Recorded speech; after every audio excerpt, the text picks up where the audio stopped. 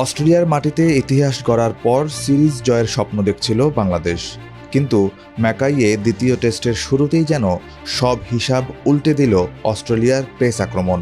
Mitchell স্টার্কের আগুন ঝরা বোলিংয়ে মাত্র ১২ রানেই ৫ উইকেট হারানো বাংলাদেশ শেষ পর্যন্ত প্রথম ইনিংসে গুটিয়ে গেছে মাত্র ৬৪ রানে। ৩৪ ওভারেই শেষ হয়ে গেছে বাংলাদেশের প্রথম ইনিংস। গ্রেট ব্যারিয়ার রিফ অ্যারেনায় টস জিতে বাংলাদেশকে ব্যাটিংয়ে পাঠান অস্ট্রেলিয়ার অধিনায়ক প্যাট কামিন্স।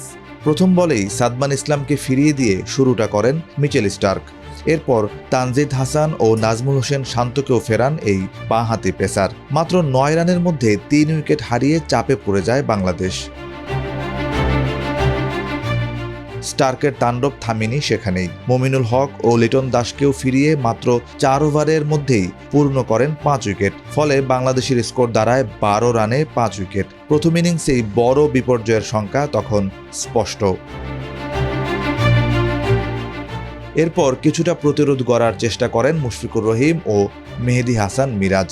মুশফিক ৪২ বল খেলে করেন মাত্র ৫ রান, কিন্তু ২১ রানে ষষ্ঠ উইকেট হিসেবে তার বিদায়ের পর বাংলাদেশের লেজের ব্যাটসম্যানদেরই দায়িত্ব কাঁধে তুলে নিতে হয়।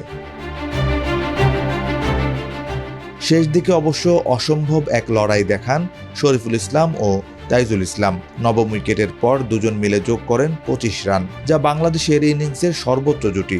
শরীফুল ১৪ রান করার মাধ্যমে দলের সর্বোচ্চ রান সংগ্রাহক হয়েছেন। তাইজুল করেছেন ১১ রান। শেষ পর্যন্ত ৩৪তম ওভারে শরীফুলকে ফিরিয়ে বাংলাদেশের ইনিংসের ইতি টানেন সেই স্টার্ক।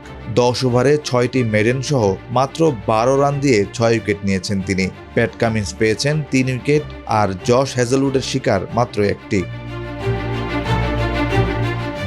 প্রথম টেস্টে অস্ট্রেলিয়াকে ৯ উইকেটে হারিয়ে ইতিহাস গড়া বাংলাদেশের সামনে এবার ছিল আরও বড় সুযোগ। ২ ম্যাচের সিরিজে অস্ট্রেলিয়াকে তাদেরই মাটিতে ধবল ধোলাই করার।